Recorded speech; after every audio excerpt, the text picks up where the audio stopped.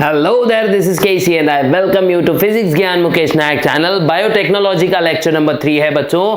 बड़ा easy chapter है, theoretical ज़्यादा है और मोस्ट प्रोबेबली शुरुआत का जो बिट है ये कॉन्सेप्चुअल है। तो थोड़ा सा हमने हल्के हल्के कॉन्सेप्ट्स पे ध्यान दे दिया, तो आखिरी की जो चीज़ें हैं जैसे बायो पायरेसी, बायो पेटेंट्स, ये सब चीज़ें आप लोग को बड़ी ईजी लगेगी बच्चों।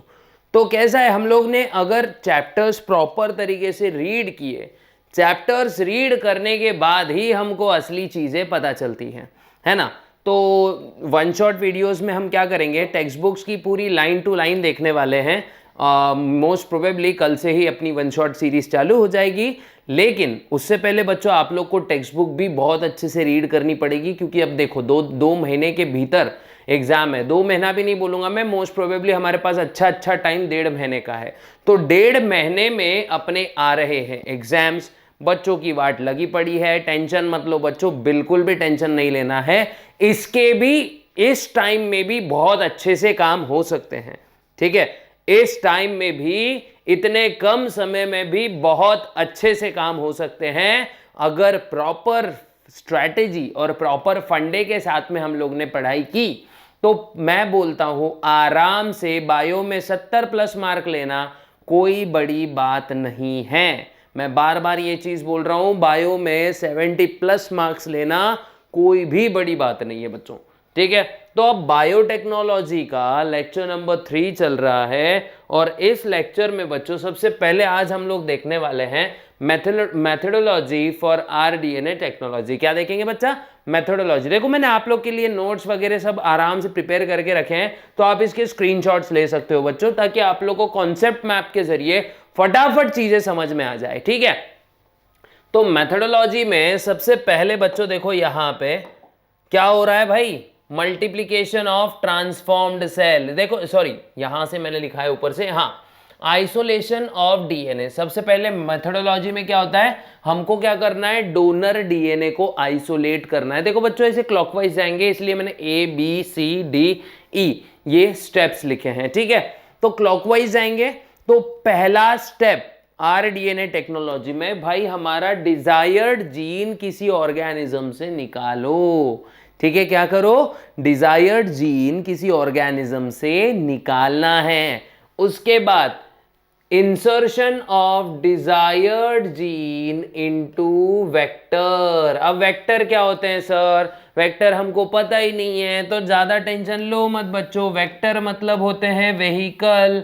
क्या होते हैं? वेहिकल डीएनए होता है बच्चों। ये हम डीएनए एज इट इज अगर किसी सेल में डाल देंगे, मान लो मेरे को इंसुलिन प्रोड्यूस करने वाला जीन बहुत अच्छा लगता है, मतलब अच्छा नहीं लगता है, मेरे को प्रोड्यूस करना है इंसुलिन।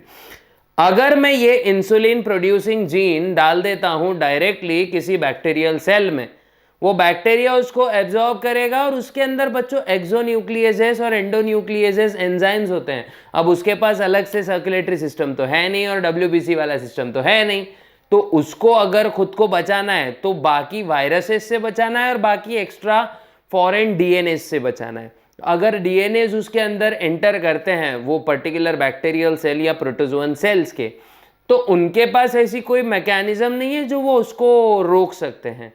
तो ऐसे समय ये जो एक्सोन्यूक्लियेजेस है, यही वो बैक्टीरिया को क्या करते हैं बच्चा, रोकने का काम करते हैं। क्या करते हैं? रोकने का काम करते हैं। और यही एक्सोन्यूक्लियस वो डीएनए को कट कर देते हैं, तोड़ देते हैं, फोड़ देते हैं। ओए तोड़ दूंगा, फोड़ दूंगा, यही वो करते हैं, ठीक है।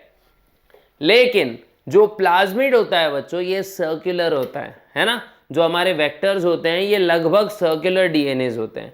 अब सर्कुलर डीएनए रहने की वजह से क्या होता है बच्चों, एक्सोन्यूक्लियेसेस डायरेक्टली उन पे हमला नहीं कर सकते हैं, और यही वजह है कि प्लाज्मिड में हमको हमारा डिजायर्ड जीन एंटर करना पड़ता है और होस्ट में भेजना पड़ता है। उसके बाद transfer of recombinant DNA. RDNA मतलब क्या होता है बच्चों, रिकॉम्बिनेंट डीएनए। देखो हमने वेक्टर के साथ हमारा डिजायर्ड डीएनए जोड़ दिया, अब ट्रांसफर कर रहे हैं हम किस में, कंपिटेंट होस्ट में। ये कंपिटेंट होस्ट क्या होता है बच्चों, ये वो सेल होगा, सेल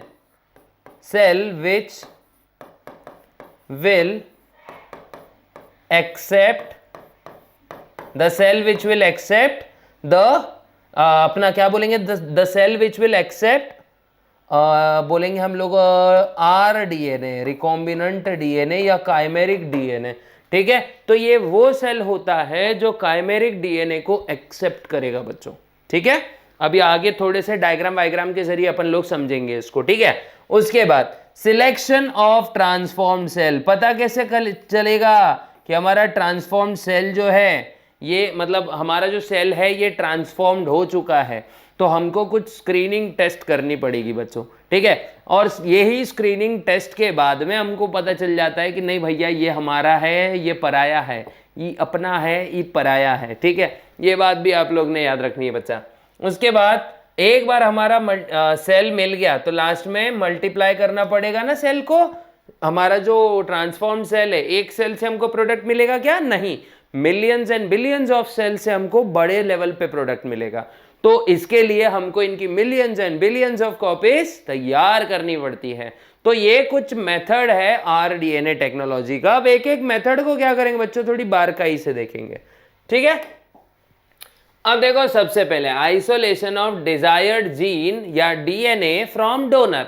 डोनर मतलब ये वो सेल, ये कुछ भी हो सकता है। मान लो इंसुलिन है तो ह्यूमंस का बीटा सेल हो सकता है, आइलेट्स ऑफ लैंगरहैंस का। मान लो कोई डिजीज रेजिस्टेंट जीन है तो ये किसी प्लांट से आइसोलेट किया जा सकता है। जो मुझको चाहिए वो वाला जीन मैं पहले तो आइडेंटिफाई करूंगा, उसको फिर मैं आइसोलेट करूंगा। ठीक है, उसके बाद देखो जेनेटिक मटेरियल इज रिमूव्ड। पहले तो क्या करेंगे भाई, हम लोग हमारे डोनर का जेनेटिक मटेरियल निकाल लेंगे, बेचारे सेल की तो हम लोग पूरी वाट लगा रहे हैं।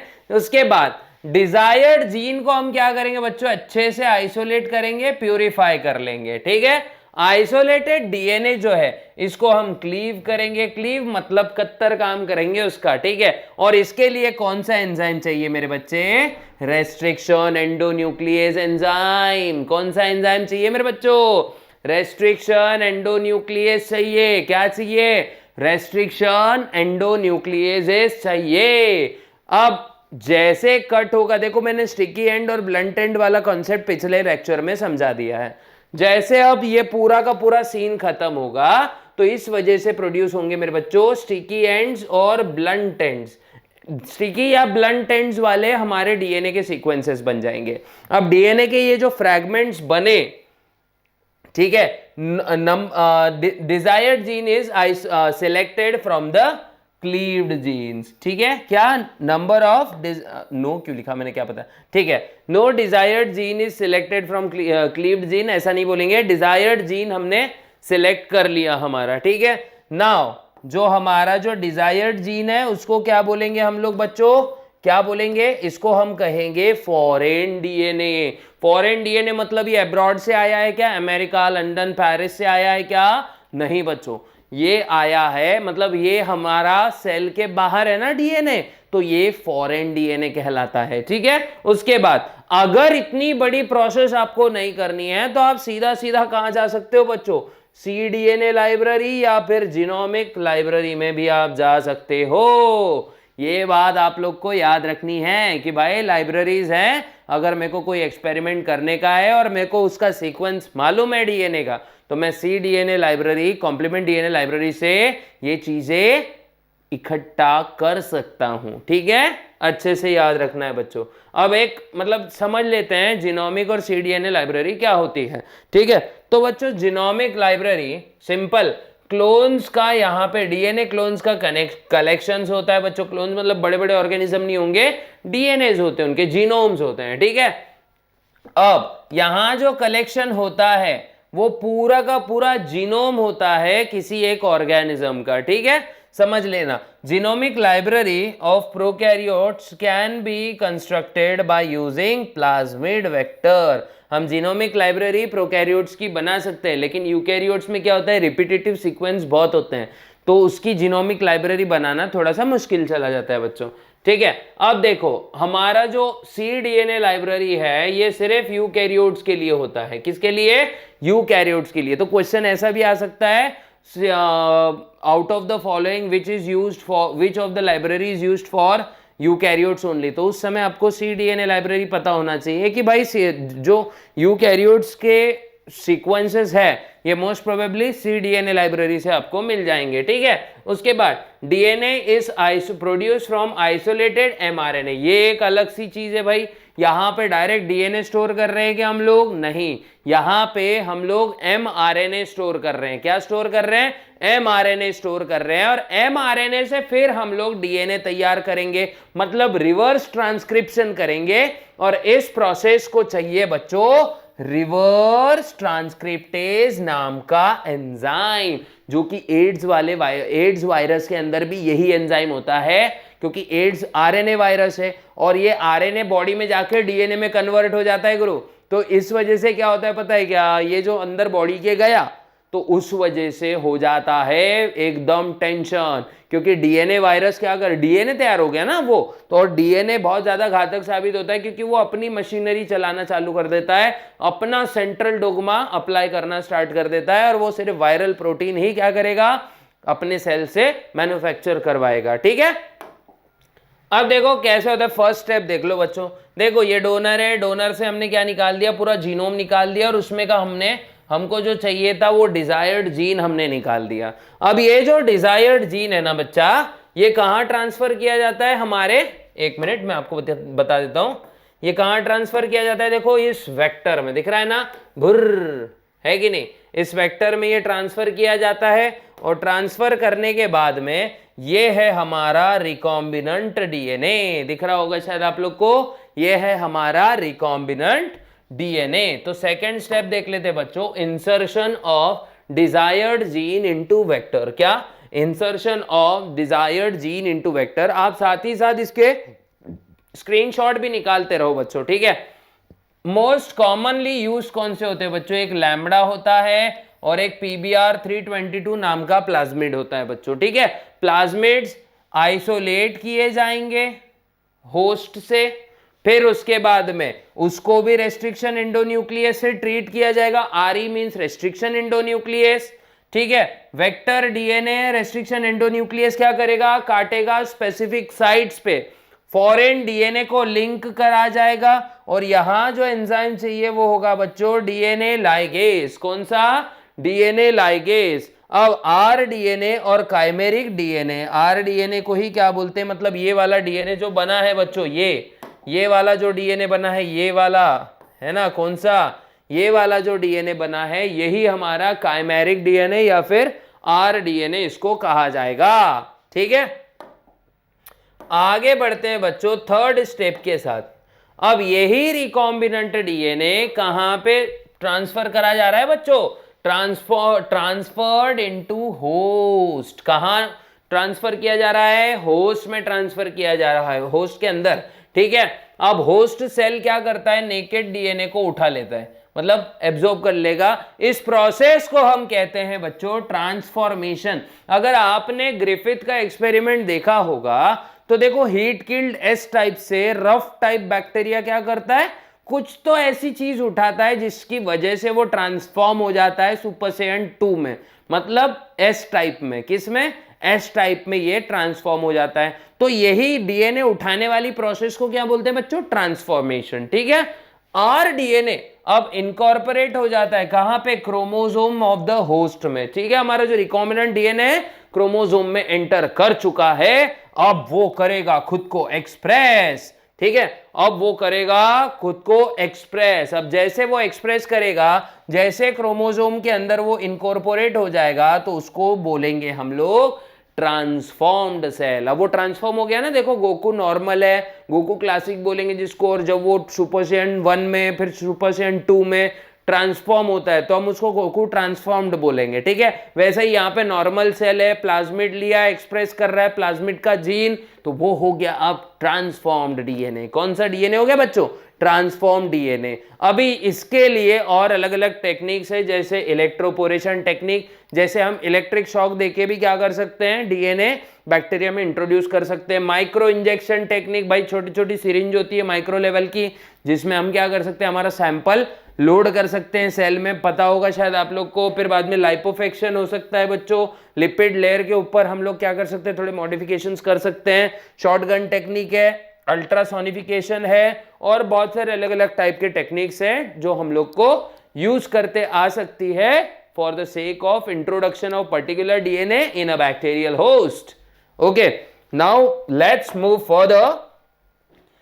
क्या होगा बच्चों? Selection of transformed cell. अब देखो, अब मेरे को कैसा पता चलेगा? देखो, आपको पता है कि हम लोग एक्सपेरिमेंट कर रहे हैं, है ना? बैक्टीरिया को पता है उसका एक्सपेरिमेंट हो रहा है, लेकिन पूरी जनता को कैसे पता चलेगा कि भाई ये ट्रांसफॉर्म हो चुका है? तो ऐसे समय बच्चों हम लोग को कुछ टेक्निक्स यूज करनी पड़ती है। अगर हमने पिछली बार देखा था, देखो प्लाज्मिड का स्ट्रक्चर, उसमें एएमपी जीन था बच्चों, मतलब एम्पिसिलिन रेजिस्टेंट जीन। अब ये एम्पिसिलिन रेजिस्टेंट जीन क्या करता है पता है क्या? किसी भी बैक्टीरिया को एंटीबायोटिक के खिलाफ रेजिस्टेंट कर देता है। रेजिस्टेंट करना मतलब आप कितनी भी एंटीबायोटिक डाल दो, बैक्टीरिया को धेला फर्क नहीं पड़ेगा, ठीक है? तो ये होता है एंटीबायोटिक रेजिस्टेंट जीन का कमाल। अब ये एंटीबायोटिक रेजिस्टेंट जीन जिस भी बैक्टीरिया में होगा, क्या कह रहा हूं मैं, जिस भी बैक्टीरिया में होगा, तो वो बोलेगा अभी एंटीबायोटिक देके दिखा, मेरे को कुछ नहीं होएगा। और जो बेचारे सेंसिटिव बैक्टीरिया होंगे तो उनका तो टाई टाई फिस हो जाएगा। तो ये बात आप लोग ने याद रखनी है मेरे बच्चों, ठीक है? अब देखो, during the process mixed colonies are form. जैसे मैंने अभी जस्ट बताया भैया, मिक्स जूस बन जाता ना, तो मिक्स जूस में से अपने को सिर्फ एप्पल जूस अलग करना है, ठीक है? वैसे तो हो नहीं सकता, लेकिन इसमें हो सकता है, ठीक है? अब दो कॉलोनीज कौन सी होती है बच्चों? रिकॉम्बिनेंट कॉलोनी होती है और नॉन रिकॉम्बिनेंट कॉलोनी होती है। रिकॉम्बिनेंट मतलब जिसमें चेंजेस दिख रहे हैं, और नॉन रिकॉम्बिनेंट मतलब आज तक जिसने अपने ख्यालात बदले नहीं हैं। तो मतलब ऐसा समझ लो, एक मॉडर्न जमाने के होते हैं, एक ओल्ड जमाने के होते हैं, ठीक है? अभी प्रकृति भी क्या करती है बच्चों, ये एक बात याद रखना कि जो चेंज नहीं होता है ना, उसको प्रकृति अपने आप चेंज कर देती है, मतलब इस धरती से उठा लेती है। लेकिन जो चेंज हो जाता है तो उसकी जगह इस धरती पे बन जाती है। अब देखो, वेक्टर्स कंटेन मार्कर जीन। अभी जस्ट मैंने बोला था वेक्टर कंटेन्स मार्कर जीन, और ये मार्कर जीन होता है एंटीबायोटिक रेजिस्टेंट। मतलब कितनी भी तुम उसके ऊपर एम्पिसिलिन एंटीबायोटिक्स डाल दो, वो बैक्टीरिया मरेगा नहीं।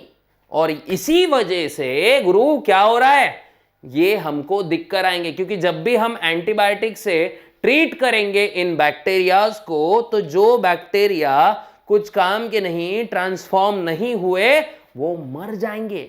और जो बैक्टीरिया एम्पिसिलिन रेजिस्टेंट है, देखो एंटीबायोटिक कौन सी यूज कर रहा हूं मैं, एम्पिसिलिन। एम्पिसिलिन रेजिस्टेंट बैक्टीरिया बोलेंगे अभी हम जिंदा हैं। क्या बोलेंगे? अभी हम जिंदा हैं। और जिंदा है में से ही हमको समझ में आ जाएगा, देखो गुरु ये डाई हो जा रहे हैं, मतलब मर जा रहे हैं, और ये सर्वाइव कर रहे हैं। और जब अपने को अपने सेल्स मिल जाएंगे, ठीक है, इसका मतलब क्या है, हमारा एक्सपेरिमेंट सक्सेसफुल है, ठीक है? पेड़े बांटे जाए। अब देखेंगे आगे। सिंपल सी बात है बच्चों, अब हमको हमारे सेल्स मिल चुके हैं, लेकिन क्या एक सेल से बहुत सारी चीजें होंगी? एक सेल से हमको अगर एंटीबायोटिक्स बनाने, एक सेल से हमको इंसुलिन बनाना है, तो क्या एक सेल बोलेगा? वो तो बोलेगा ना हम कोई मंदिर का घंटा है जो हर कोई बजा जा रहा है कि नहीं? ऐसा ही बोलेगा वो। लेकिन अगर हम उसको मल्टीप्लाई करेंगे, उसकी कॉलोनीज बढ़ने के लिए हम उसको छोड़ देंगे, एकदम फ्रेश कल्चर मीडियम देंगे, ले मेरा मुन्ना जल्दी से खा ले। अगर हम उसको ऐसी वाली कंडीशंस प्रोवाइड करेंगे ना, तो क्या होगा, उसकी कॉलोनीज बढ़ेगी, और कॉलोनीज अगर बढ़ेगी तो भैया प्रोडक्ट ज्यादा आएगा, और प्रोडक्ट ज्यादा आएगा तो माल अपनी जेब में जाएगा, है ना? पैसा, हर कोई ये चल क्यों रहा है बच्चों, ये काम पैसे के लिए। पैसा है तो कैसा है पूछेंगे लोग, ठीक है? तो इसीलिए ये सारा काम चल रहा है, समझ रहा है ना? तो होस्ट सेल्स आर स्क्रीन, सबसे पहले स्क्रीन करेंगे उनको। देखो कोरोना में था ना स्क्रीनिंग, ऐसी गन आपके मुंह पे मारी जाती थी टेम्परेचर चेक करने के लिए, और वो हाथ में कुछ तो भी चिमटा डाल दिया जाता था, ऑक्सीमीटर बोलते थे जिसको, है कि नहीं? तो ऑक्सीमीटर क्या करता था, उसमें मतलब आपको स्क्रीन किया जाता था, नहीं भैया ये अच्छा है, ये बुरा है। अब किसी को यही नहीं समझता था कि भाई कैरियर भी हो सकता है ना, नॉन प्रोग्रेसर भी हो सकता है कि नहीं? लेकिन स्टिल करा जाता था ना, और उस पे से पता लगाया जाता था, नहीं भैया ये मतलब ये अच्छा है, ये बुरा है। अब स्क्रीन कर लिया, हमको हमारा वाला एजेंट जासूस मिल चुका है, ठीक है? अब देखो ट्रांसफर टूवर्ड्स फ्रेश कल्चर। अब वही जासूस को हम क्या करेंगे भाई, ले खाना खा मुन्ना, जी भर के खा और अपनी संख्या बढ़ा, है कि नहीं? संख्या बढ़ेगी मतलब सेल क्या हो रहा है भाई, प्रोलिफरेट हो रहा है। क्या हो रहा है? प्रोलिफरेट, मतलब उसको रैपिड मल्टीप्लिकेशन होगा। बच्चों आपको खाना पानी अगर अच्छे से दिया गया तो आपकी भी हेल्थ डेवलप होगी ना, बिल्कुल होगी। वैसे ही इसको भी हेल्थ डेवलप, मतलब हेल्थ तो नहीं, इधर ग्रोथ का मतलब होता है नंबर ऑफ सेल्स इंक्रीज होना, ठीक है। अब देयर नंबर इंक्रीजेस, नाउ अगर उसके नंबर इंक्रीज होंगे तो उसी दौरान बच्चों उसके अंदर जो ट्रांसफॉर्म्ड डीएनए है ये क्या करेगा, खुद का एक्सप्रेशन करेगा, वो बताएगा हम यहां मौजूद है भैया, टेंशन मत लो, हम यहीं पे मौजूद है, ठीक है। ऐसे जीन खुद को बताएगा। एक्सक्यूज मी, पहले आपको पता है जीन क्या करता है, एमआरएनए बनाता है, एमआरएनए से प्रोटीन बनता है, मतलब ऐसा नहीं खाया जाता भाई, ऐसे ही खाया जाता है, ठीक है। तो मतलब जीन एक्सप्रेस हो रहा है, मतलब वो डिजायर्ड प्रोडक्ट बनाएगा और वो डिजायर्ड प्रोडक्ट बाकी के मीडियम में छोड़ दिया जाएगा, तो उसी से पता चल जाएगा ना कि नहीं मेरा एक्सपेरिमेंट सक्सेसफुल है। ये होता है पूरा का पूरा रिकॉम्बिनेंट डीएनए टेक्नोलॉजी का मेथड, ठीक है। तो शायद आप लोग को होप सो समझ में आ गया होगा, पूरी वीडियो देखा करो, अगर बीच में से भाग गए तो फिर कुछ भी नहीं समझ में आएगा बच्चों, ठीक है। तो एप्लीकेशन ऑफ बायोटेक्नोलॉजी, देखो प्लांट बायोटेक्नोलॉजी यूज होती है, इंडस्ट्रीज में आजकल बायोटेक्नोलॉजी यूज हो रही है, जीनोमिक्स में बायोटेक्नोलॉजी यूज हो रही है। अरे सर ये जीनोमिक्स क्या होता है, भाई जीनोमिक्स बाकी कुछ नहीं होता है, ये डीएनए को अल्टरेशन, पूरे के पूरे ऑर्गेनिज्म के जीन्स के बारे में हम लोग जब पढ़ते हैं, उसकी स्टडी कर रहे हैं, किस जीन का फंक्शन क्या है, पूरा का पूरा जीनोम कैसे है, कैसे डिजाइंड है, इसी को जीनोमिक्स बोला जाता है। तो ये बात अच्छे से याद रखो। फिर माइक्रोबायोलॉजी, सर ये माइक्रोबायोलॉजी किस खेत की मूली है, भैया ये इसी खेत की मूली है। ये बात भी समझ लो कि स्टडी ऑफ माइक्रोब्स, माइक्रोब्स को हम कैसे यूज कर सकते हैं, कहां यूज कर सकते हैं, कैसे माइक्रोब्स अपने लिए बेनिफिशियल है, कौन से माइक्रोब्स अपने लिए डेंजरस है, कौन से अपनी टेंशन टाइट कर सकते हैं, कैसे माइक्रोब्स को यूज करके पोल्यूशन को कंट्रोल किया जा सकता है, वो सब इसमें देखा जाता है। तो इसीलिए इसको माइक्रोबियल बायोटेक्नोलॉजी भी आप लोग बोल सकते हो। जैसे बात निकली थी पोल्यूशन की और एनवायरनमेंट ना आए, ऐसे तो हो नहीं सकता गुरु, ठीक है। तो एनवायरमेंटल बायोटेक्नोलॉजी भी होती है। और लास्ट में मान लो तुम में से किसी का एनिमल हस्बेंडरी वाला बिजनेस है, तो कैसे मैं ऐसे एनिमल्स तैयार करूं कि मेरे को प्रोडक्टिविटी बहुत ज्यादा मिल जाए, है ना। मेरी भैंसिया सिर्फ 5 लीटर दूध देती है, मेरे को 15 लीटर दूध देने वाली भैंसिया चाहिए, तो मैं कैसे उसके जीन में हेर फेर करूं ताकि मेरे को 15 लीटर दूध मिल जाए। आपका भरोसा नहीं है भाई, कल को दूध में आप चॉकलेट प्रोड्यूसिंग जीन भी डाल दो, बोलते नहीं आता, फिर मस्त मिल्क शेक निकलेगा, है कि नहीं। हो सकता है, पॉसिबिलिटी कुछ भी हो सकता है, ठीक है। आगे देखते हैं यहाँ पे। अब देखो health care biotechnology, health care biotechnology मतलब क्या है बच्चों, ह्यूमन हेल्थ जो है इसको प्रिवेंट करना है अलग अलग टाइप की डिजीजेस से। देखो बहुत सारे जेनेटिक डिसऑर्डर्स भी बाहर निकल के आ रहे हैं, और ये सब के लिए हम लोग को क्या है, तैयार रहना है। तो सबसे पहले बच्चों, पहले ना पुराने जमाने में इंसुलिन, अगर किसी को डायबिटीज हो जाता था तो पिग्स के पैनक्रियास से इंसुलिन निकाला जाता था। बेचारे पिग्स बहुत ज्यादा लेवल में मरते थे, और इस वजह से बहुत सारे एनिमल एक्टिविस्ट जो थे, एनिमल लवर्स, एनिमल प्रेमी, चिकन बड़े अच्छे से खाएंगे लेकिन स्टिल बोलेंगे खुद को एनिमल प्रेमी है हम, ठीक है, लेकिन स्टिल उनका बोलना सही था कि भाई इतने लेवल पे नहीं मारना चाहिए। प्लस दूसरी चीज, जूनोटिक डिजीजेस होने का खतरा, अगर समझो मान लो वो इंसुलिन इन्फेक्टेड है किसी वायरस या बैक्टीरिया से, तो उस सुअर की बीमारी हमारे अंदर भी आ सकती है। तो इसकी वजह से बच्चों देखो बाद में देखो हाकुरा, क्या नाम है इसका, हाकुरा इटल, इन्होंने पहली बार केमिकली सिंथेसाइज किया था डीएनए सीक्वेंस। क्या सिंथेसाइज किया था, डीएनए सीक्वेंस ऑफ इंसुलिन, मतलब जो डीएनए इंसुलिन बनाता है उसी का सीक्वेंस इन्होंने केमिकली सिंथेसाइज किया था। और हमारे गिलबर्ट भैया और विलोकोमारोव भैया, जो कि 1978 में इन्होंने पूरे इंसुलिन बनाने का डिजाइन किया था एक्सपेरिमेंट, ठीक है। अब जो इंसुलिन है ये कौन बनाता है, सभी को पता है, सभी का बायोटेक मतलब पिछले साल शायद आप लोग का डाइजेशन हुआ होगा, मतलब डाइजेशन चैप्टर हुआ होगा। तो बीटा सेल्स जो होते हैं ना बच्चों, आइलेट्स ऑफ लैंगरहैंस के, कहां के, आइलेट्स ऑफ लैंगरहैंस के जो बीटा सेल्स होते हैं उनका काम होता है इंसुलिन बनाना। अगर ये बीटा सेल्स खत्म हो गए और इंसुलिन नहीं बन रहा है तो डायबिटीज मेलाइटस जैसी डेंजरस बीमारी हो जाती है, जिसको हम कहते हैं बच्चों टाइप 1 डायबिटीज। क्या बोलते हैं, टाइप 1 डायबिटीज इसको कहा जाता है, ओके। अब अगर देखो ये प्रोसेस में क्या हुआ, सिंपल देखो, देखो जो हमारा इंसुलिन प्रोड्यूसिंग जीन है ये किसके साथ लगाया गया, बीटा गैलेक्टोसिडेस नाम के जीन के साथ में लगाया गया। अब ये बीटा गैलेक्टोसिडेस मतलब क्या है? ये एक एंजाइम है बच्चों, जो बीटा गैलेक्टोसिडेस नाम का एंजाइम जो है ये लैक्टोज डाइजेशन में अपने हेल्प करता है। ठीक है, अब उसको इंसर्ट किया गया। अब ये पूरा का पूरा रिकॉम्बिनेंट डीएनए जो था ये ई कोलाई में डाला गया। अब ई कोलाई ने क्या किया बच्चों? पेनिसिलिनेस और प्री प्रो इंसुलिन नाम के दो प्रोडक्ट्स बनाए। अब प्री प्रो इंसुलिन को जब ट्रिप्सिन के साथ ट्रीट किया गया तो हमको हमारा इंसुलिन मिल गया, और आज बहुत सारे डायबिटिक पेशेंट्स के लिए ये बहुत ज्यादा इंपॉर्टेंट रोल प्ले कर रहा है। तो देखो बच्चों 1978 की तकनीक काम आ जा रही है। ठीक है, याद रखना। उसके बाद वैक्सीन प्रोडक्शन, देखो वैक्सीन का मैं बताऊंगा कैसे काम करती है वैक्सीन।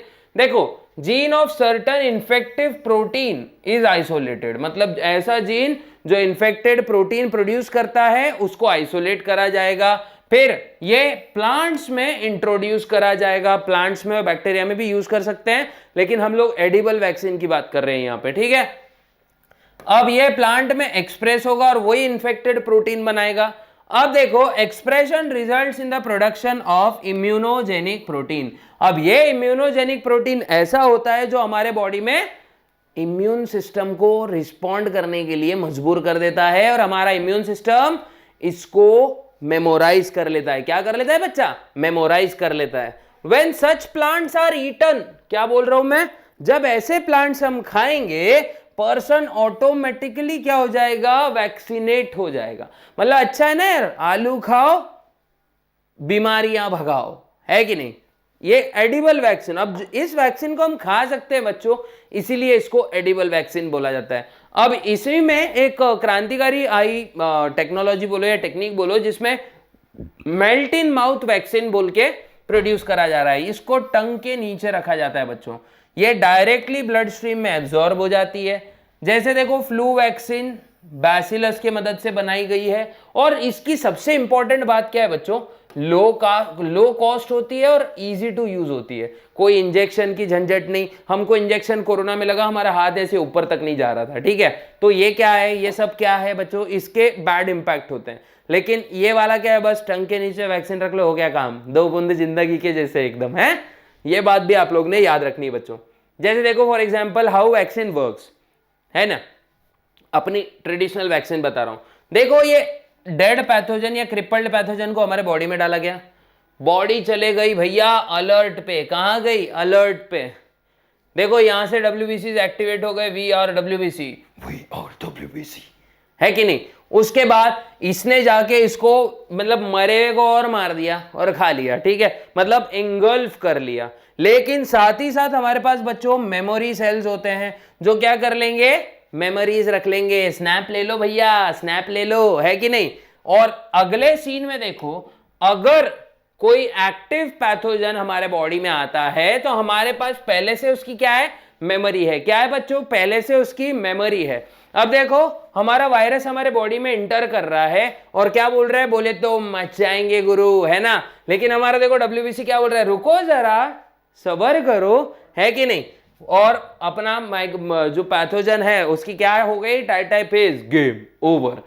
और ऐसे ही अपने को डिजीज नहीं होती है और आदमी एकदम हेल्दी रहता है, भले उसके अंदर कोई पैथोजन चला जाता हो। तो वैक्सीन बच्चों ये हेल्प करती है।